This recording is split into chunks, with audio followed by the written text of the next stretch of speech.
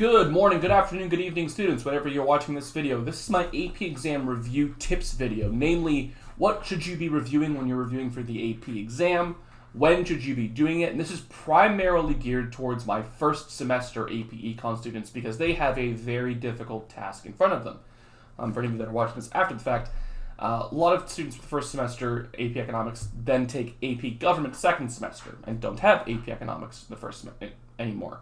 It ends up becoming a problem because they end up having to take the AP Economics exam in May. So there's this cool 5 to 6 month delay in between learning content and actually taking the AP exam over it. It's very unique to economics and government senior year of high school because most AP classes are taught over the course of a full year, except for those two in a lot of states and cities.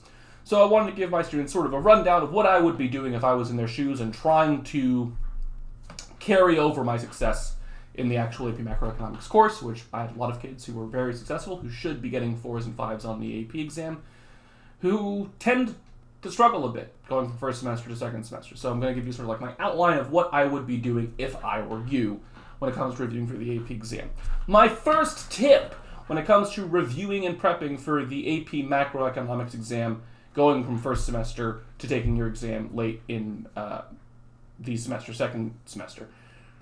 Don't start reviewing too early. What I mean by that is some students who are going to try to be really big overachievers might start reviewing economics like from the jump second semester. Like they're going to try and reteach themselves all of economics over the course of the second semester.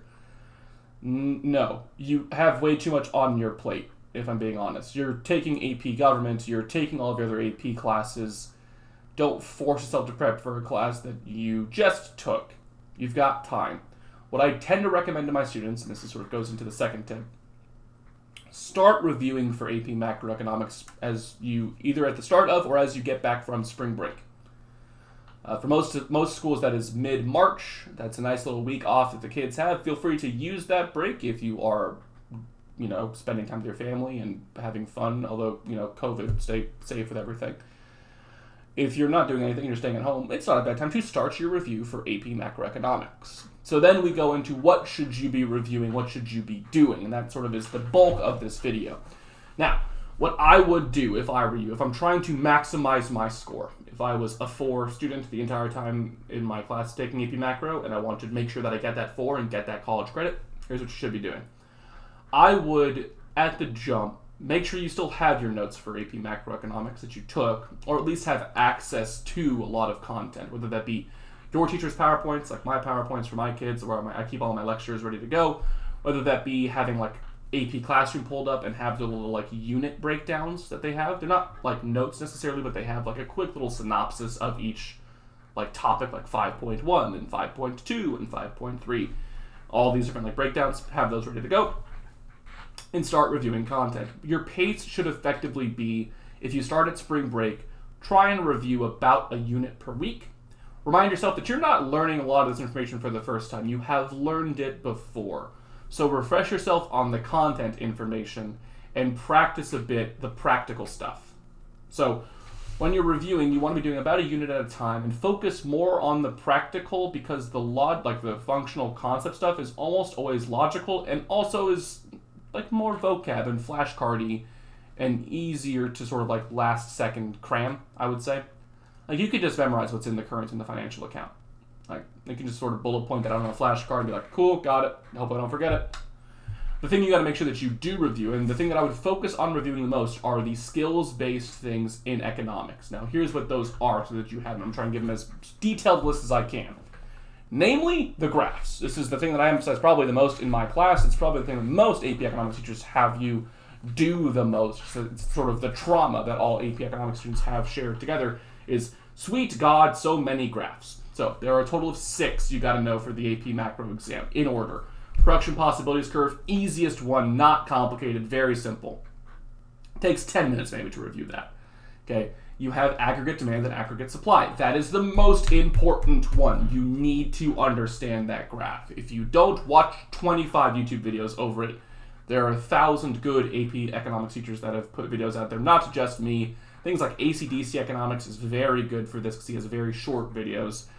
In addition to, on AP Classroom, if you pull up the sort of like units as a whole before you like hop into like your assignments, you can see these little unit videos that they have available for you that are these teachers that College Board sort of contacted them. We're like, hey, you're pretty good based on your scores. Would you mind reviewing this concept in like a 10-minute video for the kids? So pull those up, watch those. Those are all good. Sorry, I focused a lot because aggregate supply has so many things over that it's good to really know how fiscal policy works with it, know how monetary policy works with it, know how the long-run self-adjustment works, know what affects AD and SRAS, and how it can be connected to basically every other graph. It's the one to focus the most on. Third graph in order, money market. Monetary policy is the primary driver there, so make sure you know your monetary policies with that, how it affects the money supply, how that affects interest rates, and how it affects investment spending. 4, loanable funds market. Similar to the money market in that it affects primarily like interest rates, investment spending. This one focuses primarily on loans, so it can be tied to things like capital and stuff like that a lot. 5 would be the Phillips curve. This is pretty much locked into your aggregate supply graph one. If you don't know how the aggregate supply graphs work, you will not get the Phillips curve, so you have to get the ADAS graph for the Phillips curve to make sense. Make sure you know that one. Short run and long run, same thing as the ADAS graph. And finally, the foreign exchange market, which is largely the easiest one for my students to get because it's just a simple supply and demand graph of a thing. It just happens to be a currency, which throws them off for a second. Once you get the hang of it, the pattern with it is very easy. Supply of one, demand of the other, same direction every time. My video does a pretty good job, I think, of running it through basically everything they can do with the foreign exchange market. Value of the currencies is big there. What happens to imports and exports as a result of that is also very important. Those kind of things. Those are your graphs. The other big skills-based things are math, for the most part. There's not a ton of math in AP Macroeconomics, but a lot of it is condensed into sort of chunks. The first chunk is comparative and absolute advantage in terms of trade. Yes, review that. Absolutely review that. Those questions should be very easy. Like Unit 1 questions, you're trying to get every single one of those right because there's only going to be a handful of them. They're only going to be sprinkled into your test. You might have a total of like 4 or 5 questions, multiple choice out of 60 that are over Unit 1, but those ones are layups. You want to get those right. So make sure you know how to do comparative and absolute advantage and terms of trade.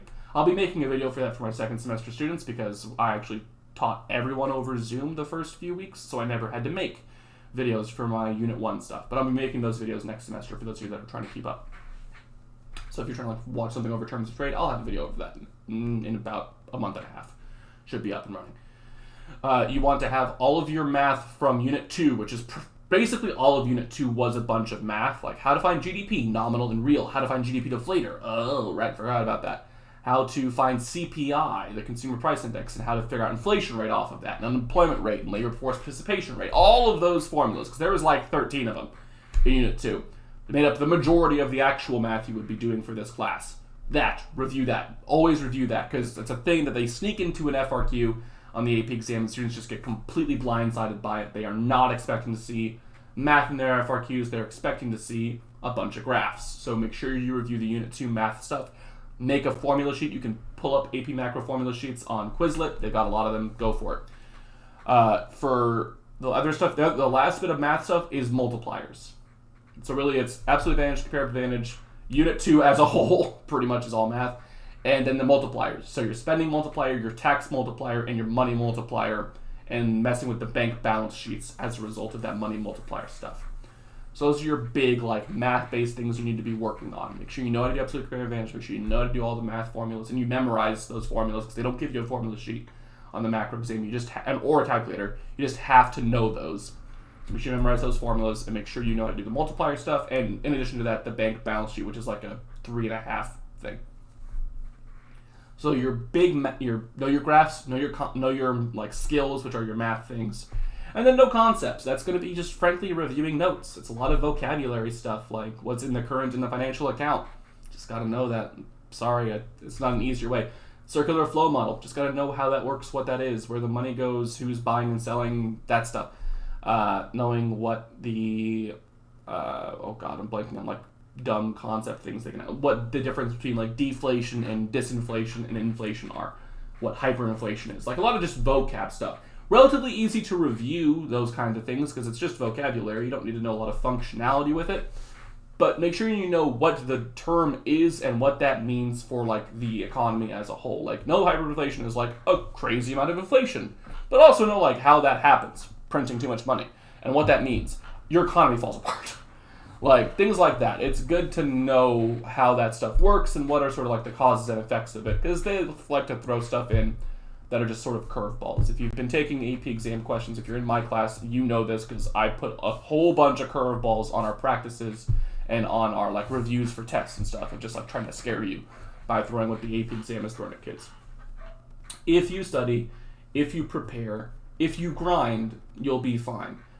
Now, don't crush yourself with that. Don't make yourself study for the entire second semester. It is just one test, okay?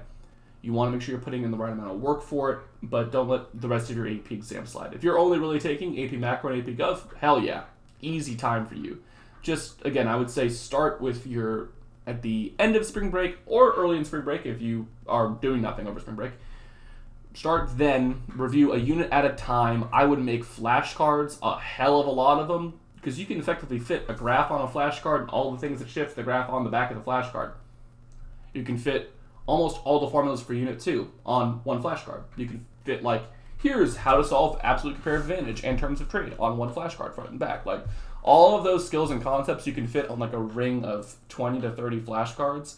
AP exam day, you're walking to your AP exam room, you haven't sat down yet, you're probably in, like, that waiting area most schools have where there's, like, a 30-minute, like, awkward time of kids, like, trying to last second cram. You've got 30 flashcards, you're just like, boom, aggregate demand gets supply curve. Aggregate demand gets shifted by, like, consumer spending, investment spending, government spending, net exports, flip. Yes. And then you go through them all, and then as you're walking into the exam, you take those flashcards and you throw them in the garbage, because you won't need them anymore after that unless you fail the exam, and then you need to take actual macro in college, which is awkward. Now, when you're reviewing, when you're studying, the best thing you can be doing with all of it, and the biggest tip I can tell you, is don't just look at your notes. Don't just read your notes again. It will not proc anything. Nothing will be activated by you doing that. You're just going to be, information is going to be going to your eyes and flying out the back of your brain because you're not paying attention to it, really. You're just sort of looking at it and hoping that it comes back to you. You should be practicing it. And if that means pulling up old homework assignments from my class online or from another teacher's class online, or just asking your teacher, like, hey, do you have like this worksheet from last year? Or if you've got friends taking that class in the current semester while you're taking Gov, like you sort of did a handoff situation, ask them, hey, are you guys doing homework this week? Yeah, it's like, can I do it with you guys? Can I see it and do it also and just practice it again? Stuff like that. The more you practice the skills, and then make sure that you're doing them right, to be clear. But the more you practice the skills, the better you get at them. The reason why I am very good at all of the graph stuff and the comparative advantage, absolute advantage stuff is not because I was like born good at graphs. Like, how the hell does that work? It's because I practiced them a bunch. It's because I taught this class for 5 years and I've had to draw each graph thousands of times, because I draw it 6 times. Everything I do on the board, I do 6 times a day. And I draw a lot of graphs on the board in a lot of class periods. So like, I burn through 50 expo markers a year, easy. So you definitely practice. A good way to go about doing that, what I would recommend is like the best way to practice, is with AP Classroom. If your teacher has them unlocked, which they should, most teachers do unlock these. There are things called progress checks on AP Classroom that are effectively like mini mocks. They're like little, like 15 to 20 question multiple choice, 2 or 3 FRQ problems per unit that are just sort of like, hey, you just did this unit's content. Let's see how much you know. Be warned on those that those are all from previous AP exams, which means if you do like the Unit 1 progress checks, there's a possibility that in the question they might reference something from a future unit. Because on the AP exam, they would have expected you to know all the stuff in the course. So when you're doing those, it's a good way, especially when you're reviewing, because you would have already learned all the content, for you to be like, oh yeah, aggregate demand increasing could affect this. Oh. That kind of stuff. It's good for that. It really is. So if your teachers have it open for you, awesome. If they don't, just ask them about it. Either they will or they won't open it for you. You can always just Google most of this stuff anyway. Because just about everything on AP Classroom gets leaked at some point, because teachers just leak stuff constantly because they're bad at their jobs. So feel free to do that. Another great way to do it is find AP exam for AP macro FRQs. If you want to practice comparative and absolute advantage because you're worried about it being on an FRQ, literally type into Google AP macroeconomics comparative advantage FRQ. You'll find 6 or 7 of them that the AP exam has done, and you can find the scoring guide for each of those, so you can pull it up, see if you can do it, check your answers. It'll usually say like what they were doing to get those answers, and you're like, oh, that's how I got it. Ah, got it. Crazy. Now, I'll be doing review stuff as well on my channel in terms of like tips. This is where the tips end, and then sort of like channel stuff starts back up. So I'll be doing stuff on this channel next semester as well. Like, this channel is not dead now that I've put everything on here. One, I still have to put all the Unit 1 stuff on here because, again, I taught Unit 1 via Zoom for my entire set of students, so I didn't have to record lessons for that. But I will be recording lessons for it next semester. So I'll have all of Unit 1's videos up here as well. So effectively, the playlist, that is this remote learning playlist, will have a video over just about everything in the entire course, and like my full lectures over everything. So this channel will still be active then. I'll be making those videos for first semester. There'll be a bit of a lull in that window after Unit 1 and up until spring break. There probably won't be a lot of new things being added to this channel. Don't worry. That doesn't mean I've forgotten about anybody that's using this channel. I am just not making anything new for a bit there. When we get to spring break, when we get back from spring break, which again will be like late March, I will start doing either pre-recorded or live review sessions over these units. Like, I will probably do a live Unit 1 review that first week after we get back from spring break of like, here's the thing. Like, I'll do like a very quick like 10-minute production possibilities curve thing, a very quick 15-minute comparative advantage thing. And I would take questions from the group if I'm doing it live, which is what I plan on doing, is doing it live. I'll take questions from you guys. I will pull up an FRQ if you want me to and just sort of walk you through it. Whatever you need with Unit 1 or in that sort of unit, I will run you through. And I'll do one of those for each of the units as we progress closer to the AP exam. And my goal is to put a Super Saturday live stream up, like I did this past year, where it's just effectively going to be like a 3 to 4 hour long live stream on Saturday, either the Saturday before the AP exam or the week before that, where I will just be like, what do you want me to go over? And just answering every question I can in the chat from as many people as possible to grind out some real good studying, grind out some really good review for the AP exam. And then, if possible, this is a like kind of hands in the air bit for what I want to do, on the day of the AP macro exam, because the macro exam is in the afternoon, I may take that day off of work because I don't proctor that exam and go live that morning from my apartment at like 8:30 a.m. and do a last second cram session like I did this past year. This past year I had a 4.5 hour cram session video live stream that I did that ended up having students from all over the country join into that. That was the day of the AP macro exam where I just went nuts going through as many things as I could go through so the kids had as much review as possible on the day of the exam. So my game plan is to try and do that, because normally I would have a bunch of kids come into my classroom for that, like on the day of the AP exam. Like I would, on a normal year, we would have like 90 kids in my 30-seat room just sort of like last second trying to like ask me questions about stuff. But since social distancing and that, COVID, I don't want to do that. That seems like a very high-risk situation. So I'll probably stay home and go live, and students from my classes can watch it live at the school and post questions, and I can easily respond to them and get them guidance and help any of you who are watching this video after the fact. So keep an eye on that. On AP exam day, I might be going live on this channel to help you last second cram for the AP exam. Additionally, Super Saturday video and other review videos will be coming up. But this is just for my first semester kids. This is that video to tell you what you should be doing next semester. Again, don't try and study until spring break, really. 1, 2, 3, 4, 5, 6, 1 week at a time. Make sure you're reviewing the graphs. Make sure you're practicing stuff. That's the best thing you can do, is practice. Practice, practice, practice. If you need to bug your teacher and ask them, hey, can you make me like a 20-question practice test on AP Classroom and just shoot it out to me? Yes, we can. We can absolutely do that. If your teacher says no and sucks, I am super sorry. Google the questions. You can make your own. They exist out there. But trust me, you can make this happen. If you have any questions for me about reviewing for the AP exam specifically, or any other tips you might want, or any other advice you might need on it, feel free to type them in the comments below the video. I will absolutely respond to those. I do see them, so I will get to you guys. For all my first semester kids who this is the last video for them, thank you very much for your participation this semester. I know that learning from me pre-recording videos on my YouTube is not a normal way to learn content for this class. but these videos can stay up and still be useful for a whole bunch of people in future semesters and a lot of my students who've been absent. And it's been a crazy, helpful experience from my students. They've been telling me that it's super awesome, so I'm very glad to do that. For all of you guys and all the work you've done, my first semester students, thank you so much. It means a lot. This is a really easy time for you to have kind of phoned things in academically, and so many of you guys went above and beyond academically and studied your butts off and prepped and grinded and worked. So thank you so much. Okay, it means the world to me. All right, if you guys need anything from me, as always, if you're one of my students, feel free to email me. If you're not one of my students and you're just a student who is watching this, feel free to type it in the comments. I will gladly respond to you and help you best I can. I wish you all the best of luck going forward, and good evening, good night, good afternoon, everybody. See you guys.